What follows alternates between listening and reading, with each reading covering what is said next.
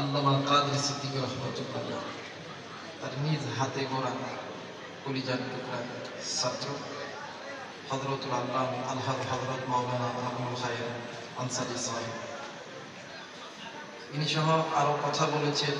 আমার কলিজার টুকরা আর এক বড় ভাই, আমার মাথার সারে দাদা, আমার মাথার মুকুট হাফেজ হযরত মাওলানা আবু ইউসুফ তালুকদার সাহেব। দোয়া করছি আল্লাহ তাআলা সকলকে কবুল করে নিন, বলে বলেন আমিন। সেই সাথে আমরা যারা এখানে এসেছি চাচারা ভাইরা, ছোট ছোট কলিজার টুকরারা, পদ্মার অন্তরালে আমলা সলেহা মা ও বোনেরা, আসুন আমরা ধর্মত নির্বিশেষে আল্লাহ পাকের দরবারে শুকরিয়া আদায় করি যে আল্লাহ আপনাকে আমাকে দয়া করে মায়া করে জান্নাতের বাগানে জান্নাতের মেহমান বানিয়ে দিলেন। সকলেই উচ্চ কণ্ঠে উচ্চ আওয়াজে পড়ে আলহামদুলিল্লাহ।